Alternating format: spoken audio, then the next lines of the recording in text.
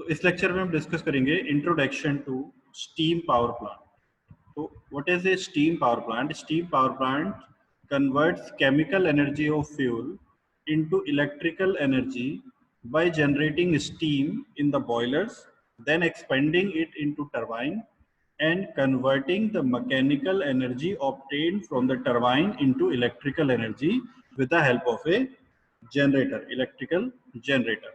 ठीक है, तो स्टीम पावर प्लांट क्या होता है? जो केमिकल एनर्जी को इलेक्ट्रिकल एनर्जी में कन्वर्ट करता है और उसको कन्वर्ट करने के लिए वो सबसे पहले वाटर से स्टीम बनाता है बॉयलर में। तो वाटर को पहले एनर्जी देके उसको स्टीम में कन्वर्ट किया जाता है बॉयलर में, और उसके बाद उस स्टीम के पास जो एनर्जी है उस एनर्जी को यूज किया जाता है टरबाइन में बाय एक्सपेंडिंग द स्टीम, और टरबाइन से जो मैकेनिकल एनर्जी प्रोड्यूस होती है उसको हम कन्वर्ट कर लेते हैं इलेक्ट्रिकल एनर्जी में with the help of A electrical generator. ठीक है, तो that is a steam power plant. लेकिन अगर इस स्टीम पावर प्लांट की डेफिनेशन में हम सिर्फ इतना ही लिखें कि converts chemical energy of fuel into electrical energy, तो ये जो डेफिनेशन है वो सही तो होगी लेकिन वो इनकम्प्लीट रह जाएगी। इनकम्प्लीट डेफिनेशन होने का क्या मतलब है कि converts chemical energy of fuel into electrical energy, ऐसा हो तो रहा है स्टीम पावर प्लांट में, लेकिन साथ ही साथ जो डीजी सेट्स हैं जिनको हम डीजल जनरेटर्स बोलते हैं उसमें भी ये डेफिनेशन फिट हो जाएगी, क्योंकि वहां पे भी डीजल एक फ्यूल है जिसके पास केमिकल एनर्जी है और वो उसको कन्वर्ट करता है इलेक्ट्रिकल एनर्जी में। तो डीजी सेट यानी कि डीजल पावर प्लांट के लिए भी फिर ये जो डेफिनेशन है वो सही हो जाएगी। इसलिए हमें इसमें बाद वाला जो पार्ट है वो ऐड करना पड़ेगा इस डेफिनेशन में कि वो केमिकल एनर्जी ऑफ फ्यूल को इलेक्ट्रिकल एनर्जी में कन्वर्ट तो करता है, लेकिन कैसे करता है? By generating steam in the boiler and then expanding the steam into the turbine, and then energy, mechanical energy produced by the turbine is converted into electrical energy in a electrical generator। ठीक है, तो ये जो definition का जो second वाला part है, ये दोनों पार्ट इसमें ऐड करनी जरूरी है स्टीम पावर प्लांट की डेफिनेशन में। तो यहाँ पे देखो एक बॉयलर है, तो बॉयलर में सबसे पहले क्या होता है? बॉयलर में वाटर से स्टीम कन्वर्ट होती है। तो बॉयलर में एंट्री किस किस की होगी? पहले वाटर की एंट्री होगी और साथ में साथ फ्यूल की भी एंट्री होगी और साथ ही साथ एयर की भी एंट्री होगी, क्योंकि फ्यूल को बर्न होने के लिए एयर की भी जरूरत पड़ती है। तो एयर और फ्यूल कंबशन के लिए इसमें एंटर करेंगे और वाटर स्टीम में कन्वर्ट होने के लिए बॉयलर के अंदर एंटर करेगा यहाँ पे। उसके बाद क्या होगा? फ्यूल का कंबशन होगा in the presence of air, और जो एनर्जी रिलीज होगी वो एनर्जी ट्रांसफर की जाएगी वाटर को, और वाटर उस एनर्जी को एब्जॉर्ब करने के बाद स्टीम में कन्वर्ट हो जाएगा, और स्टीम में कन्वर्ट होने के बाद वो स्टीम जाएगी फिर टरबाइन पे। तो एग्जिट में क्या क्या आएगा? जो वाटर स्टीम में कन्वर्ट हुआ है वो बाहर जाएगा, और जो एयर और फ्यूल जो फ्यूल का कंबशन हुआ है in the presence of air वो कन्वर्ट हो जाएंगे एग्जॉस्ट गैसेस में, तो वो एग्जॉस्ट गैसेस भी बॉयलर से बाहर निकलेंगे। ठीक है, तो एंट्री में होगा वाटर और एयर प्लस फ्यूल, और एग्जिट में होगा स्टीम और जो गैसेस हैं एग्जॉस्ट गैसेस वो बाहर निकलेंगे। उसके बाद जो स्टीम जाएगी टरबाइन में स्टीम का एक्सपेंशन होगा, और स्टीम का टरबाइन में एक्सपेंशन होने के बाद वो स्टीम जाएगी, जो बची हुई एनर्जी है उसकी स्टीम की वो जाएगी कंडेंसर में, और कंडेंसर में वो स्टीम कंडेंस होके वापस वाटर में कन्वर्ट हो जाएगी, और एक पंप के थ्रू उस वाटर का प्रेशर इंक्रीज करके वापस से बॉयलर में सर्कुलेट कर दिया जाएगा। देन जो मैकेनिकल एनर्जी यहाँ पे कन्वर्ट होगी by the expansion of steam, तो स्टीम को एक्सपेंड करने से उसकी जो एनर्जी थर्मल एनर्जी थी वो कन्वर्ट हो जाएगी मैकेनिकल एनर्जी में with the help of this steam turbine. जो मैकेनिकल एनर्जी कन्वर्ट होने के बाद टरबाइन के एग्जिट पे हमें मिलेगी, ये टरबाइन की शाफ्ट पे जो मैकेनिकल एनर्जी हमें मिलेगी in the form of rotary motion, उसी शाफ्ट के साथ डायरेक्टली हमारा ये बीच में कपलिंग बनी हुई है, तो उसी शाफ्ट के साथ यहाँ पे एक कपलिंग के थ्रू अटैच होगा एक इलेक्ट्रिकल जनरेटर। तो इलेक्ट्रिकल जनरेटर क्या करेगा? टरबाइन की जो रोटेटिंग एनर्जी है, जो मैकेनिकल एनर्जी है, उसको कन्वर्ट कर देगा इलेक्ट्रिकल एनर्जी में। ठीक है, एंड देन जो कन्वर्टेड इलेक्ट्रिकल एनर्जी हमें मिली यहाँ पे, वो इलेक्ट्रिकल एनर्जी हमें सप्लाई करती जाएगी ग्रिड सिस्टम को, और फिर वहां से आगे चली जाएगी वो डिस्ट्रीब्यूशन के लिए। ठीक है, तो ये इलेक्ट्रिकल एनर्जी में कन्वर्ट हो जाएगा एंड देन उसको फिर ग्रिड सिस्टम में ले जाके आगे ट्रांसमिट और डिस्ट्रीब्यूट कर दिया जाएगा। तो that is about the steam power plant. Next आते हैं classification of steam power plant. Steam power plant जो है वो दो तरह के होते हैं। पहले तो होते हैं सेंट्रल स्टेशन। सेंट्रल स्टेशन क्या है? जहां पे इलेक्ट्रिकल एनर्जी जो है जो कन्वर्ट हो रही है, ये जो स्टीम पावर प्लांट से हमें इलेक्ट्रिकल एनर्जी मिल रही है वो यूज की जाती है for general sale purpose to customers. मतलब जो हाउस होल्ड कस्टमर्स हैं, ये जो इंडस्ट्री कस्टमर्स हैं, वहां पे डायरेक्टली सेल के लिए अवेलेबल होती है जो सेंट्रल स्टेशन में इलेक्ट्रिकल पावर का जनरेशन होता है। और इस तरह के जो स्टीम पावर प्लांट होते हैं वो जनरली कंडेंसिंग टाइप होते हैं। कंडेंसिंग टाइप मतलब जैसे पावर प्लांट्स हमने अभी तक स्टडी किए हैं। कंडेंसिंग टाइप का मतलब होता है कि उसमें स्टीम को कंडेंस करके वापस वाटर में कन्वर्ट किया जाता है और उस वाटर का प्रेशर इंक्रीज करके वापस से साइकिल में सर्कुलेट किया जाता है। तो कंडेंसिंग टाइप का मतलब होता है क्लोज साइकिल में काम करते हैं। क्लोज साइकिल में वाटर जो है वो सर्कुलेट करता रहेगा, वाटर स्टीम में कन्वर्ट होकर बॉयलर में वहीं पे सर्कुलेट करता रहेगा और फिर कंडेंसर में वो वापस से वाटर बन के फिर से पूरी की पूरी साइकिल रिपीट होती रहेगी। तो कंडेंसिंग टाइप जिसमें कंडेंसर यूज होता है और वो एक क्लोज साइकिल होती है, तो that is the condensing type steam power. ठीक है, तो समझ में आ गया। सेंट्रल स्टेशन क्या होते हैं? जिनका पावर प्रोडक्शन जो है, इलेक्ट्रिसिटी जो जनरेशन है वो सेल के लिए मतलब कस्टमर्स के लिए बनाई जाती है। दूसरे होते हैं इंडस्ट्रियल पावर प्लांट्स या इंडस्ट्रियल पावर स्टेशन। तो इंडस्ट्रियल पावर स्टेशन क्या होते हैं? वो जनरली किसी मैन्युफैक्चरिंग कंपनी के द्वारा रन किए जाते हैं और उसमें जो पावर स्टीम पावर प्लांट से जो पावर मिलती है वो उसी कंपनी के अपने यूज के लिए होती है, उसको सेल नहीं किया जाता है बाहर। ठीक है, किसी एक पर्टिकुलर केस में हो भी सकता है कि अगर कोई बहुत बड़ी यूनिट है और पावर जनरेशन बहुत ज्यादा है तो हो सकता है कि वो आसपास में या आसपास की कॉलोनीज में उसको सेल कर दें, लेकिन इसका मेन पर्पस जो है वो अपने ही यूज के लिए इलेक्ट्रिसिटी प्रोडक्शन करना होता है। ठीक है, ये जो होते हैं वो जनरली नॉन कंडेंसिंग टाइप होते हैं। नॉन कंडेंसिंग टाइप का मतलब होता है कि उसमें कंडेंसर यूज नहीं होता। कंडेंसर यूज नहीं होगा तो साइकिल कैसी हो जाएगी? ओपन साइकिल हो जाएगी। कंडेंसर यूज ना होने का मतलब क्या है कि जो स्टीम टरबाइन से एक्सपेंड होगी, जो स्टीम टरबाइन से एक्सपेंड होगी उस स्टीम को हम कंडेंसर में नहीं लेके जाएंगे कंडेंस करने के लिए, बल्कि उस स्टीम को हम सप्लाई कर देंगे आगे। एक्चुअली उस स्टीम की रिक्वायरमेंट के वजह से ही वो पावर प्लांट वहां पे रन किया जाता है।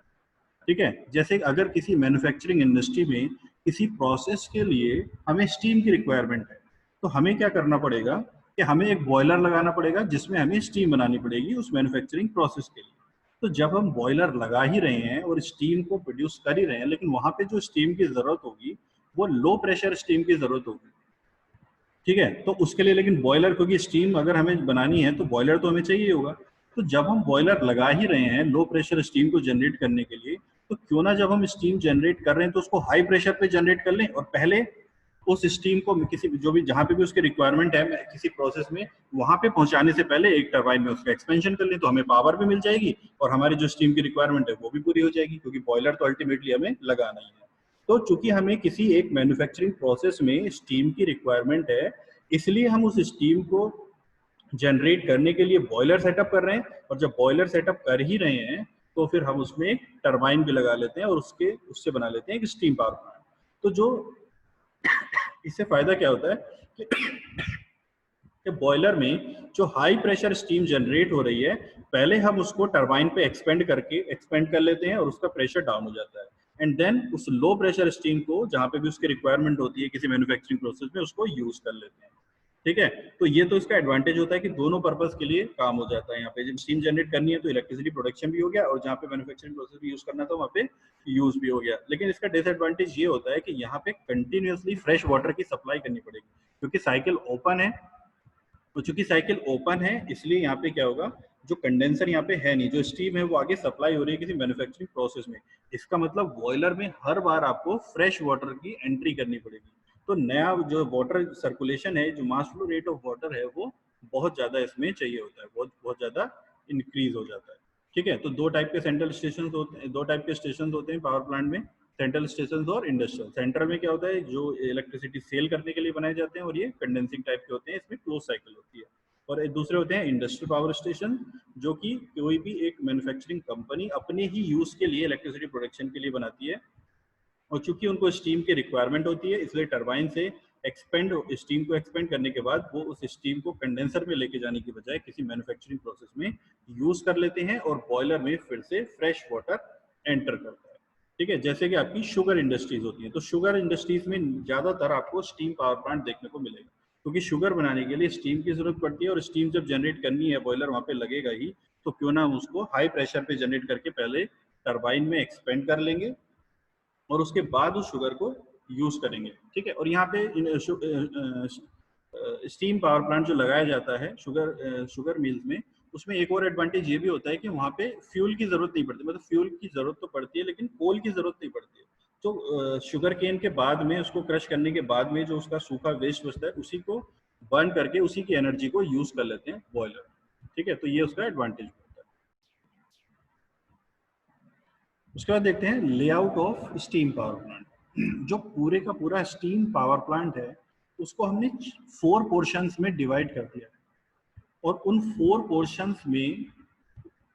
पोर्शंस को हमने अलग अलग सर्किट में डिवाइड कर दिया है। जैसे पहला जो सर्किट है उसको हम बोलते हैं water and steam flow circuit, मतलब वाटर कहाँ कहाँ पे फ्लो कर रहा है, वाटर या स्टीम कहाँ कहाँ पे फ्लो कर रही है, that is the water and steam flow circuit. तो पहले water and steam flow circuit को देखते हैं। देखिए, सबसे पहले तो किसी जो पावर प्लांट्स होते हैं वो जनरली किसी रिवर या कैनाल के पास में लगाए जाते हैं, क्योंकि स्टीम पावर प्लांट के लिए वाटर की बहुत ज्यादा रिक्वायरमेंट होती है। तो रिवर से पहले हम वाटर को एक्सट्रैक्ट करते हैं। अब चूंकि वो पानी तो ऐसे ही है गंदा सुंदर सा, तो पहले हम उसको एक वाटर ट्रीटमेंट प्लांट में लेके जाते हैं, क्योंकि देखो अगर वो वाटर को डायरेक्टली हम यूज करेंगे तो उस वाटर में दुनिया भर के टाइप के जो है वो मिनरल्स भी होंगे और दुनिया भर के टाइप की जो इम्प्योरिटीज भी होंगी।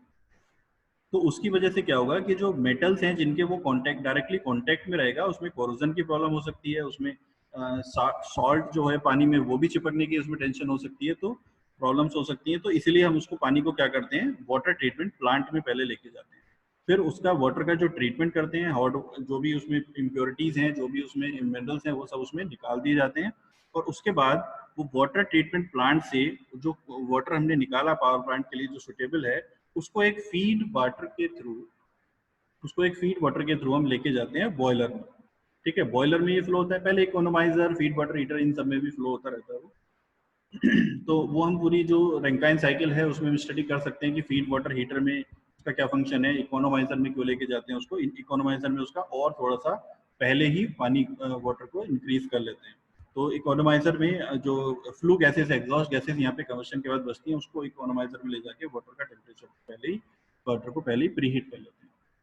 उसके बाद बॉयलर में जाने के बाद जो वाटर है वो स्टीम में कन्वर्ट हो जाता है और स्टीम में कन्वर्ट हो जाने के बाद वो जाता है एक सुपर हीटर में, क्योंकि हमें सुपर हीटेड स्टीम चाहिए होती है। सुपर हीटेड स्टीम में कन्वर्ट होने के बाद वो फिर टरबाइन पे जाता है, उसका एक्सपेंशन होता है, वर्क प्रोड्यूस होता है एंड देन वो जाता है कंडेंसर में। यहाँ पे क्लोज साइकिल है क्योंकि कंडेंसर लगा हुआ है।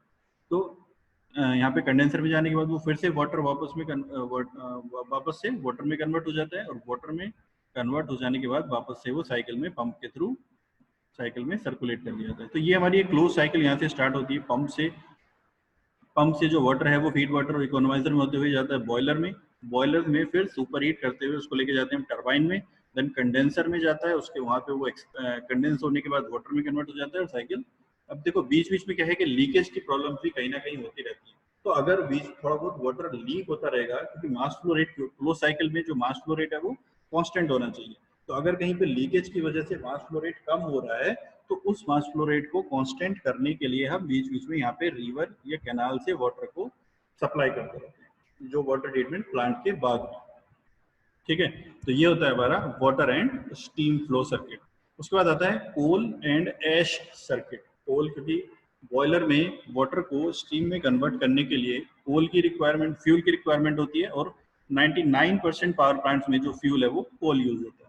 अब कोल की एक प्रॉब्लम है कि कोल जलने के बाद में फ्लू गैसेस के अलावा ऐश भी प्रोड्यूस करता है, इसलिए कोल एंड ऐश सर्किट। तो क्या होता है, पहले ट्रांसपोर्टेशन के थ्रू आइदर बाई ट्रक्स और ट्रेन कोल को पावर प्लांट तक पहुंचाया जाता है। फिर कोल को पावर प्लांट तक पहुंचाने के बाद उसको एक कोल स्टोरेज प्लांट में रखते हैं, कोल स्टोरेज यार्ड में रखते हैं, जहाँ पे उसको स्टोर किया जाता है। फिर उस कोल स्टोरेज यार्ड से उसको जो उसका जो हैंडलिंग सिस्टम है उसके थ्रू उसको कोल हैंडलिंग प्लांट में लेके आया जाता है।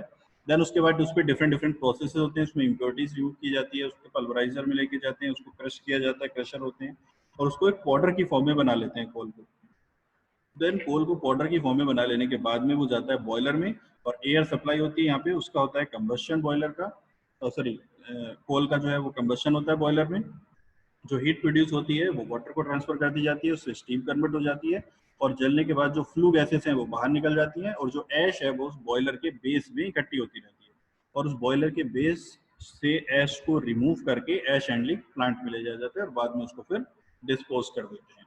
ठीक है, तो ये होता है हमारा कोल एंड ऐश सर्किट, जिसमें पहले ट्रांसपोर्टेशन से कोल लेके आया जाता है, इधर बाई ट्रक और ट्रेन, देन उसको एक स्टोरेज यार्ड में रखा जाता है, देन कोल हैंडलिंग प्लांट में जाता है, देन उसके बाद में उसको क्रशर, पल्वराइजर, ये सब होते हैं, फिर बॉयलर में उसका कंबशन होता है, अब फ्लू गैसेस निकल जाती हैं, जो ऐश होती है वो ऐश हैंडलिंग प्लांट में लेके जाई जाती है स्टोर करने के लिए, और उसके बाद में उसको डिस्पोज कर देते हैं। तो ये दो सर्किट है, water and steam flow circuit, और उसके बाद है कोल एंड ऐश सर्किट। उसके बाद दो सर्किट और हैं, air and gas circuit and cooling water circuit.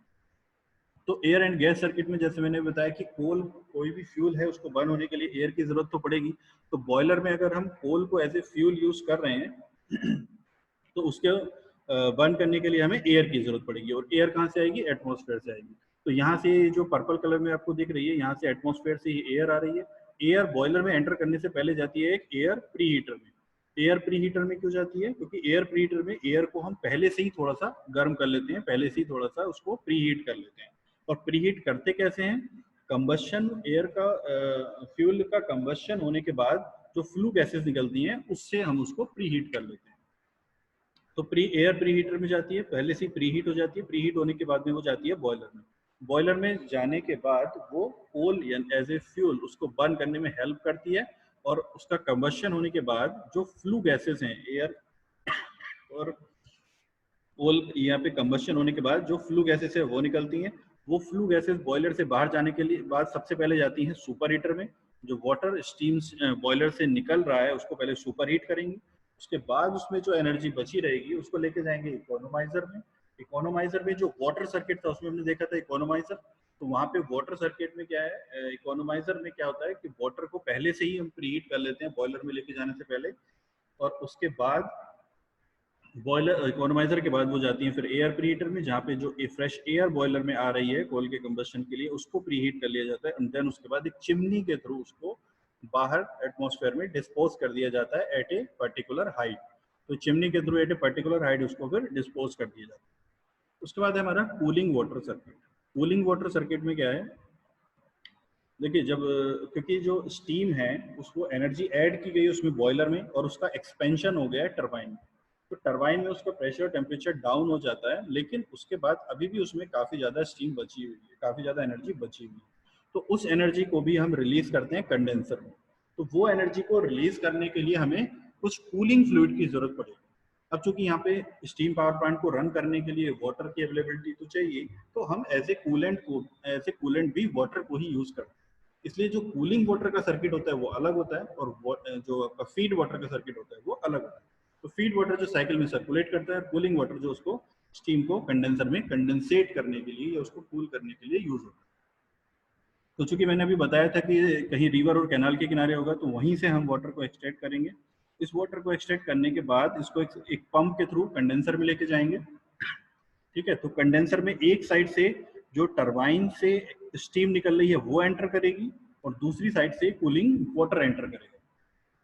तो कूलिंग वाटर का जो टेम्परेचर है वो कम होगा और स्टीम का टेम्परेचर ज़्यादा होगा, तो स्टीम अपनी एनर्जी इस कूलिंग वाटर को सर्कुलेट कर देगी, और कंडेंस होने के बाद जो फीड वाटर है उसको हम पंप के थ्रू बॉयलर में सर्कुलेट कर देंगे।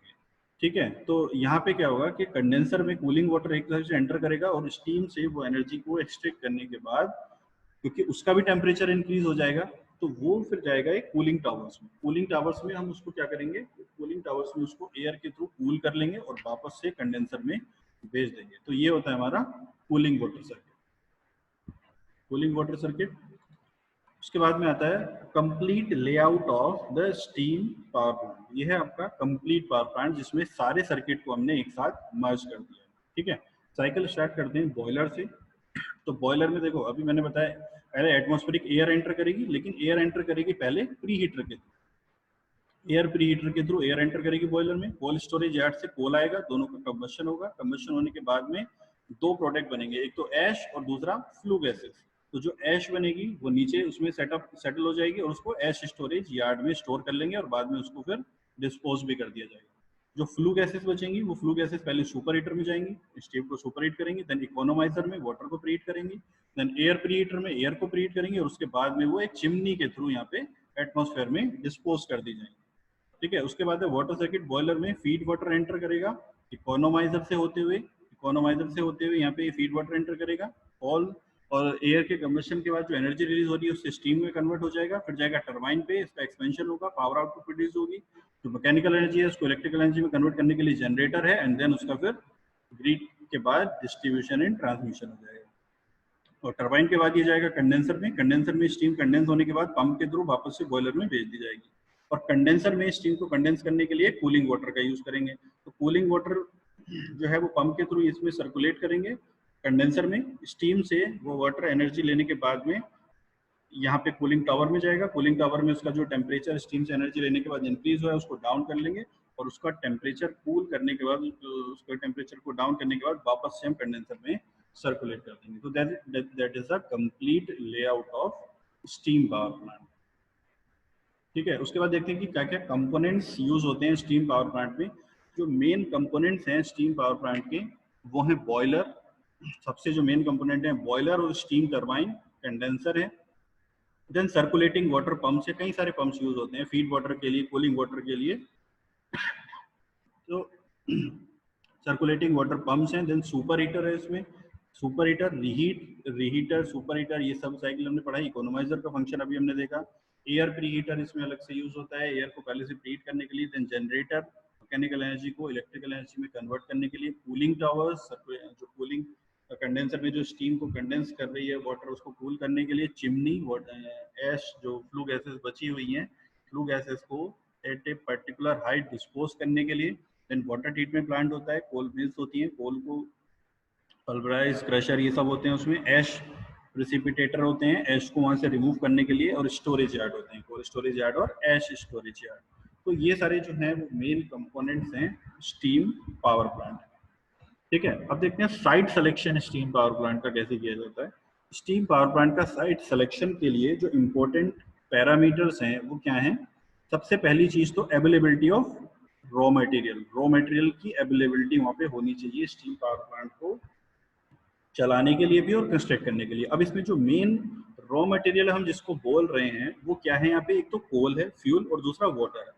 तो जहाँ पे कोल की अवेलेबिलिटी इजीली हो जाए और जहाँ पे पानी की अवेलेबिलिटी इजी हो जाए वहां पे सबसे अच्छा इसका साइट रहता है steam power plant. Then nature of land का नेचर कैसा है वहाँ पे उस पर भी डिपेंड करता है। कॉस्ट ऑफ लैंड, अब भाई ऐसा तो नहीं है कि किसी दिल्ली के पॉश एरिया में हम उस पावर प्लांट के लिए अगर वहाँ पे वाटर की अवेलेबिलिटी भी है और अगर वहाँ पे कोल की अवेलेबिलिटी है और वो बहुत ज्यादा उस लैंड का कॉस्ट है तो वहाँ पे सेटअप कर लेंगे, ऐसा नहीं है। Cost of land is an also important parameter for the site selection of steam power plant.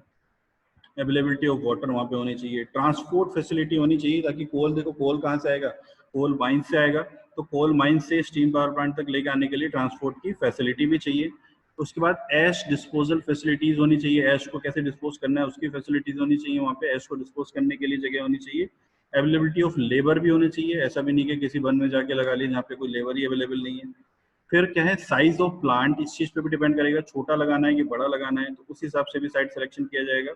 Then load centre, भाई लोड सेंटर भी देखना पड़ेगा कि लोड सेंटर का मतलब है कि जहाँ पे हमें जो ऑब्टेन्ड इलेक्ट्रिकल एनर्जी है उसको सप्लाई करना है। तो लोड सिलेक्शन मतलब यहाँ पे अगर हाउस होल्ड भी सप्लाई करना है या इंडस्ट्री में वो कुछ है कि नहीं, अगर बहुत दूर होगी तो फिर ट्रांसमिशन कॉस्ट इंक्रीज हो जाएगी इलेक्ट्रिसिटी की। देन फ्यूचर एक्सटेंशन, अगर हम छोटा पावर प्लांट लगाते हैं तो फ्यूचर एक्सटेंशन उसका हो पाएगा कि नहीं हो पाएगा। तो these are the important parameters for the site selection of steam power plant. ठीक है, तो इस लेक्चर में बस इतना ही।